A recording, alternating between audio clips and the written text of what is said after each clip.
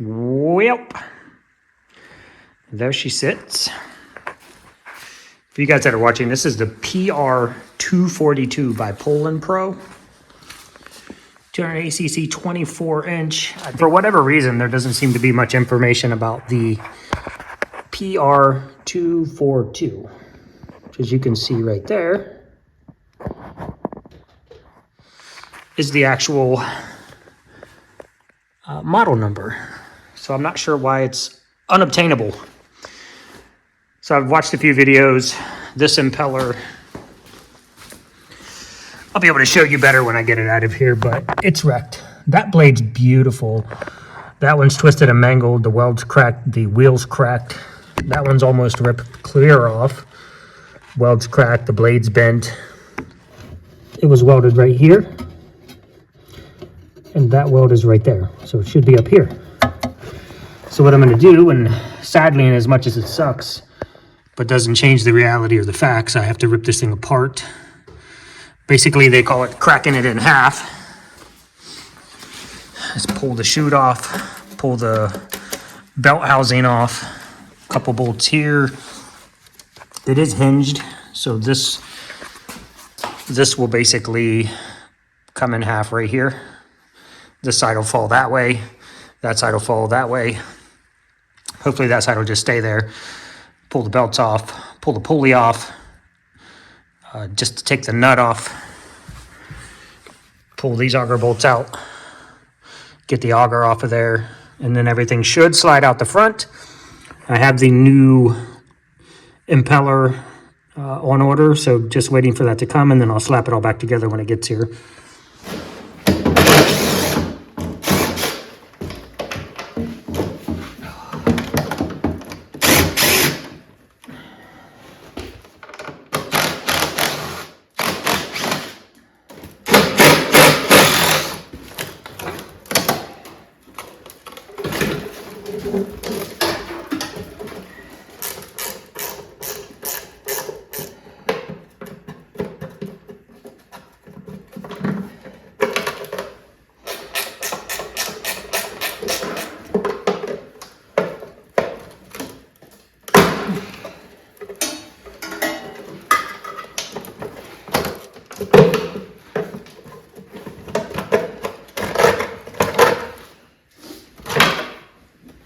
Should have taken that off first. Okay guys, so once you get that housing off the chute, that exposes your belts. So if you ever need to change your belts, this belt, I mean, you're still gonna crack it in half basically, because the only way to get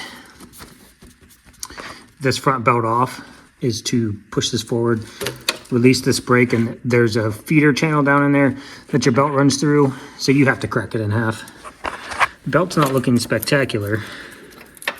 It's not looking worn really, and I don't have any movement issues, so maybe it's okay.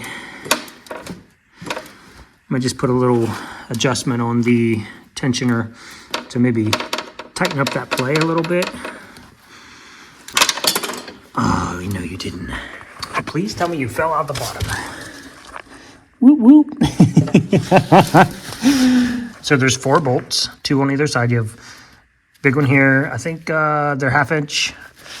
And then 1 down here. I'm not sure this one will need to come out. I think this is a pin that this hinges on. So this whole housing hinges. It'll be more evident once I get a couple bolts out. But basically, once this starts to fall apart, all your belts are going to come off. So when you do put it back together, you're going to have to put those belts back in the pulleys and all that. But I think this bolt, possibly this bolt, and then this is the hinge bolt, or this is the hinge bolt. So I'm going to just start with the top 2.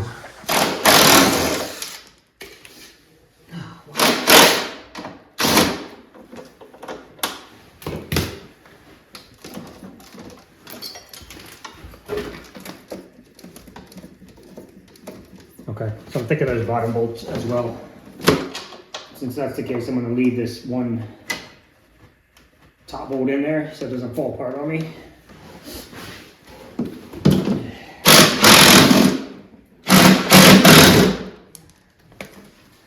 Oh, so cold lately that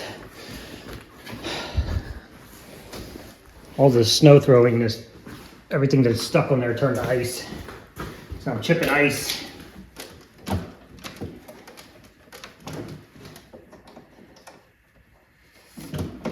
Okay.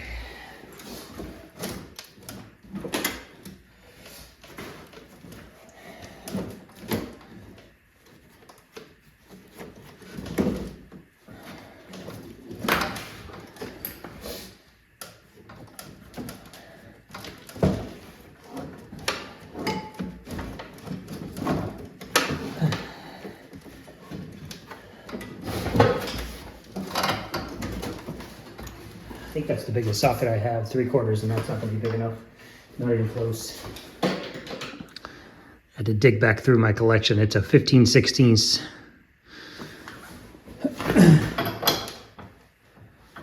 Perfect.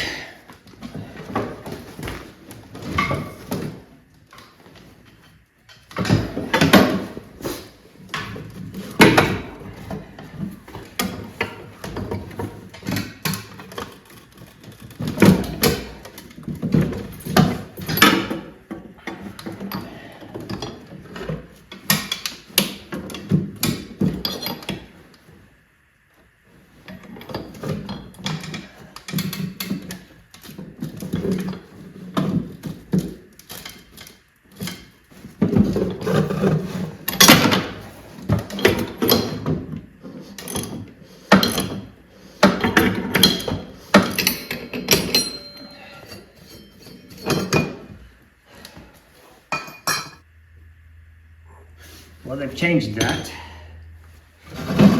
I've not seen that bearing housing configuration before.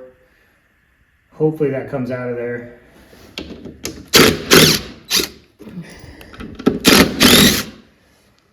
So what we're doing is taking the auger out. Those bolts hold the auger on there.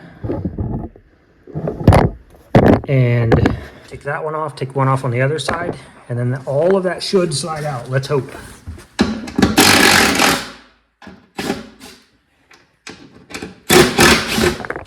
Some videos have indicated that this may be difficult.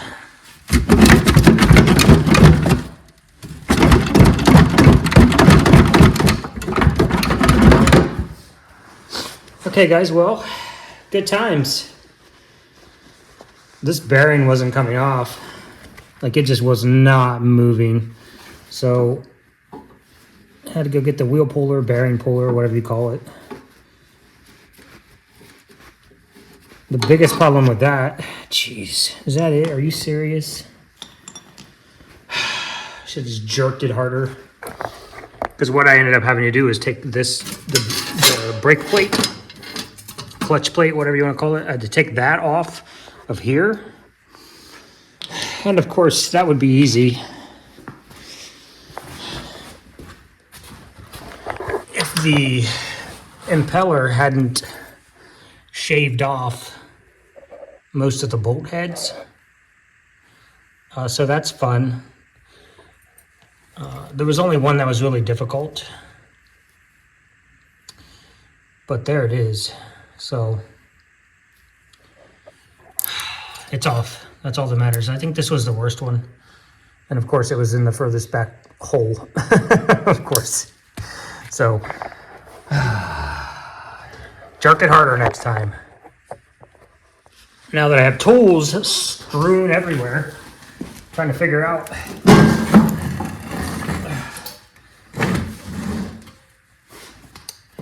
how to get that off there.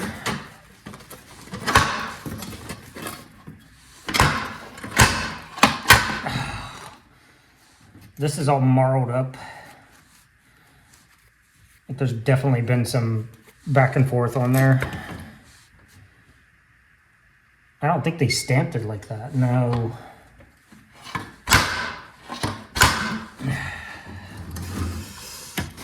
See that little tiny lip right there? Where it's been back and forth and it's just kind of smashed the steel a little bit. Grinder. I think I'm actually not going to use the grinder on that because I don't want to go too far too fast. I don't want to misshape it. See how Let's see how hard this steel is. It can't be too hard. It feels like soft aluminum. They kind of make these so that everything from the auger to the engine can break or give way. At least that's what it feels like.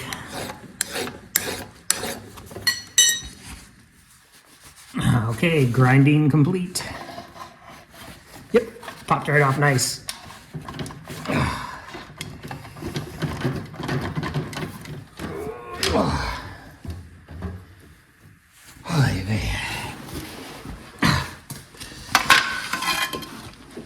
So that's what it looks like. This one is supposed to be up this way and down in that hole right there. So this one is perfect. As you can see, that's how it's supposed to look. That one's a little bit mangled. And then this one is about in the same boat. It's about ready to, yeah, all the welds have snapped. So it's just about ready to come off, the same as this one. So, all right, I'm gonna put all this back together the way it should be before the, do I wanna risk that? I'm gonna put this housing back together and put the bearing inside the housing. I should be able to jam it in there when I get the other, put a little grease on it maybe.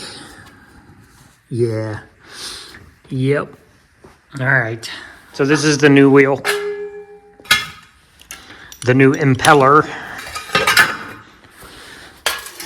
and this is the old impeller. So I'm just gonna pop this back on. So I pulled this little pin out. I just wrapped it in this tape so I didn't lose it.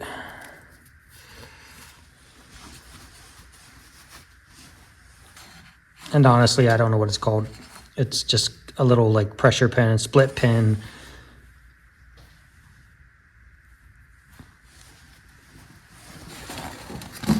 I only pulled it out because I couldn't, nothing that I was seeing that was showing how to do this was working.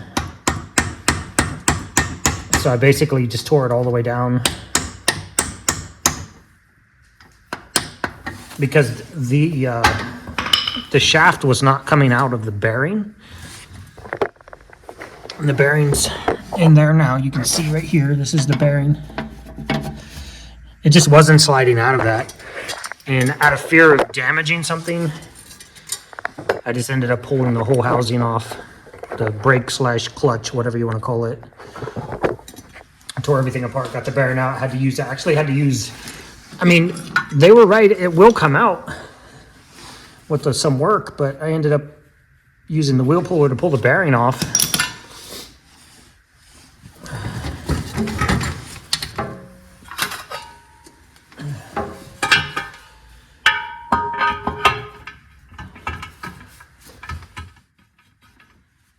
There's 2 big holes on this, 2 big holes here, 2 small holes over here. Doesn't matter which way you put it, as long as your bolt head seats down in that big hole. And these are very soft brass shear pins. So if you hit something hard, these pins should shear off before you damage anything. Should.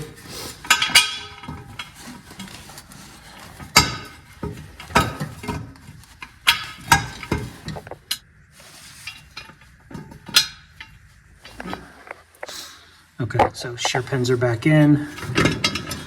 Impeller is connected to the shaft. I'm gonna hit this with some white lithium grease just to make it a little easier to go back in, I hope.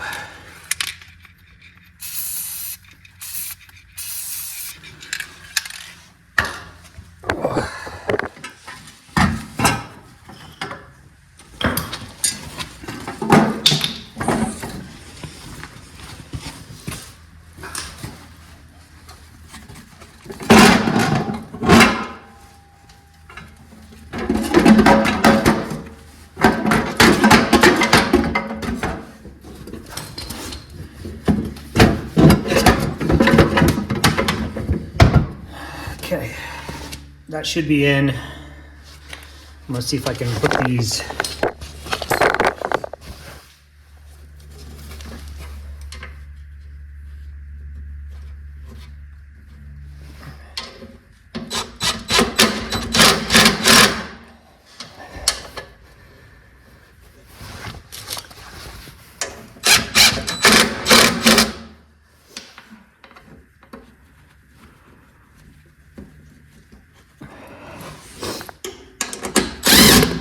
I'm trying to line everything up first before I tighten anything down completely.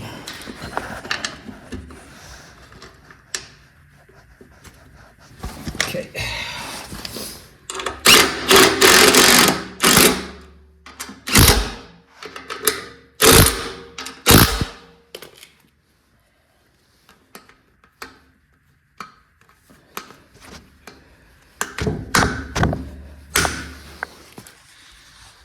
And now we have everything turning very well. I don't know if you can see the impeller back there.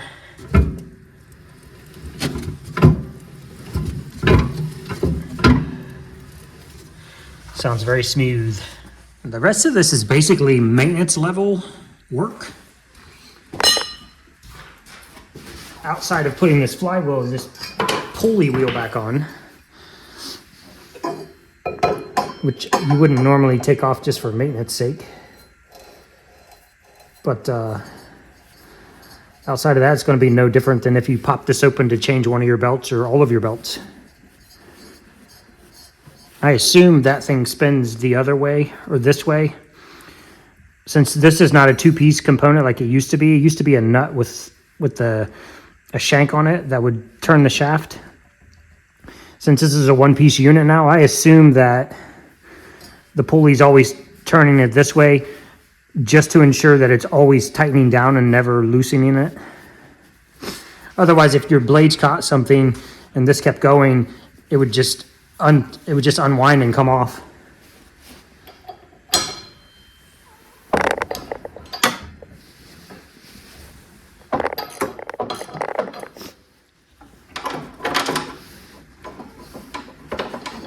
Basically feed the belt back through the feeder. There's only one guide on this side that kind of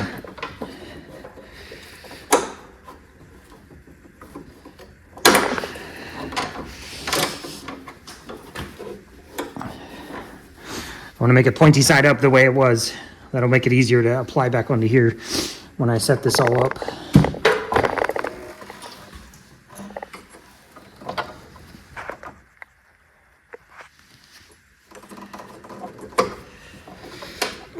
Come on, feed. Bugger.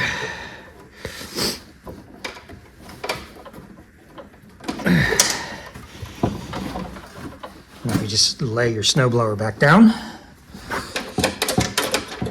Everything's moving freely like it should.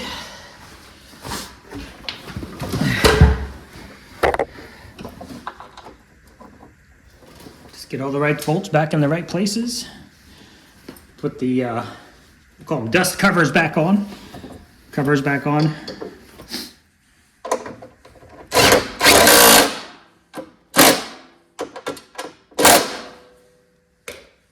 Okay.